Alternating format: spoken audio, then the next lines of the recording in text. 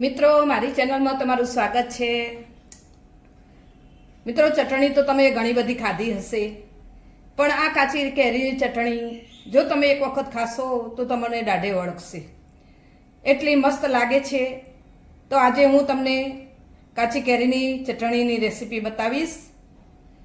એટલી મસ્ત લાગે છે તો તમે જ્યારે ચટણી બનાવી હોય તો બજારમાંથી પડીકા લાવી અને ચટણી બનાવીને ખાઓ છો, પણ જો આ એક વખત તમે ચટણી ખાશો તો બજારમાંથી પડીકી લાવવાની ભૂલી જશો અને આ ચટણી કાયમ બનાવશો। અને મિત્રો આ ચટણી તમે 12 મહિના સુધી ખાઈ શકો છો, પૂરી સાથે, ઢેબરા સાથે, રોટલી સાથે, ભાખરી સાથે, ઓળવા સાથે, ઢોકળા સાથે, બધા સાથે આ ચટણી એટલી મસ્ત લાગે છે। તો ચલો આવી ચટણી બનાવવા માટે મારા રસોડામાં જઈએ। કાચી કેરીની ચટણી બનાવવા માટે 500 ગ્રામ મેં કરી લીધી છે। એને સાલ ઉતારી અને ટુકડા કરી લઈશું। એને બહુ નાના ટુકડા નથી કરવાના। મસ્ત ચટણી આપણે બનાવીએ। આ રીતે ટુકડા કરી અને હવે કઢાઈ લઈશું। સ્ટીલની કઢાઈ તમારે લેવાની અથવા તો નોનસ્ટિક લેવાની। એમાં નાખી અને હવે એમાં મીઠું નાખીશું। 1 ટીસ્પૂન જેટલું મીઠું નાખીશું અને 1 કપ પાણી રેડીશું અને મિક્સ કરી બધું અને ગેસ ઉપર મૂકીશું। મિત્રો આને આપણે બાફવાની છે, તો ગેસ ચાલુ કરી અને ગેસ ઉપર મૂકી અને એને ઢોકી દઈશું અને એને કૂક થવા દઈશું। 10 મિનિટ એને બરાબર કૂક થવા દઈશું, બધી જ બફાઈ જાય એ રીતે આપણે કૂક કરવાનું છે। આપણે હવે જોઈ લઈએ, આપણી કેરી કૂક થઈ ગઈ છે, મસ્ત પોચી બની ગઈ છે, બિલકુલ કાચી ન રહેવી જોઈએ મિત્રો, એ રીતે તમારે બાફવાની છે। હવે આને ગેસ બંધ કરી અને બિલકુલ ઠંડુ થવા દઈશું। બિલકુલ ઠંડુ થાય પછી જોઈ લેવાનું, ગરમ નથી તો એને એક મિક્સરનો જાર લઈશું અને એમાં ક્રશ કરીશું। આપણે ફાઇન પેસ્ટ બનાવવાની છે આની, બિલકુલ ક્રશ કરી અને ફાઇન પેસ્ટ બનાવી લઈશું। બસ આ રીતે ફાઇન પેસ્ટ બનાવવાની છે મિત્રો, મસ્ત કેટલી સરસ થઈ ગઈ છે। હવે એક ગરણી લઈશું અને એમાં આ પલ્પ બધો ગાળી લઈશું।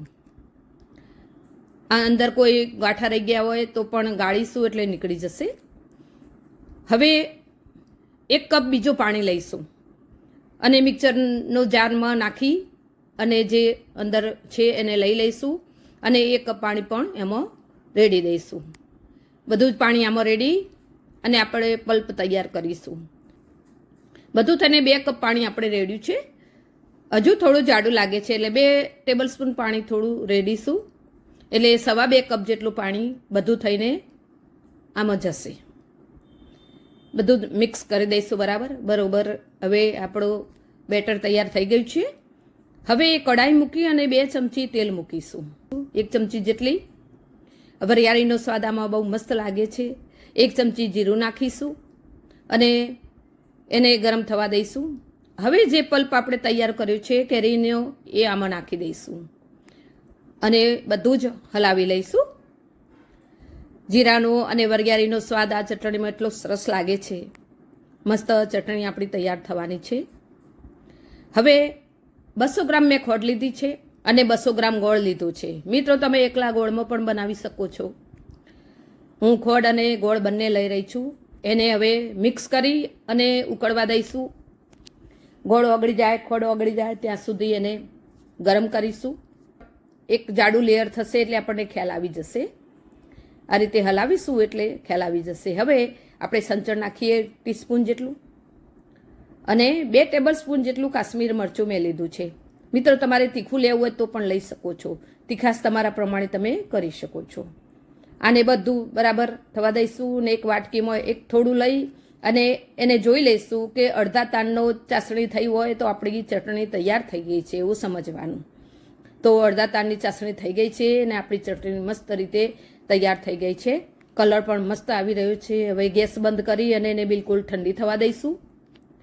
ઠંડી થાય, બિલકુલ ઠંડી થઈ જાય પછી જ આપણે એને એક કાચનો જાર લેવાનો છે આવો કાચનો જાર લઈ અને એને તડકે તપાડી ધોઈ અને ચોખ્ખો કરી અને એમાં તમે ભરીને મૂકશો તો મિત્રો તમે 12 મહિના સુધી આ ચટણી ખાઈ શકશો. તમે બજારમાંથી પડીકા લાવવાનું ભૂલી જશો, એટલી મસ્ત ચટણી તૈયાર થાય છે. તો મિત્રો તમને મારો વિડીયો ગમ્યો હોય તો મારા વિડીયોને લાઈક કરો, શેર કરો અને સબસ્ક્રાઈબ કરો. આ ચટણી તમે પૂરી સાથે, ભાખરી સાથે, રોટલી સાથે, બધા સાથે ખાઈ શકો છો. જય મા હિંગલાજ.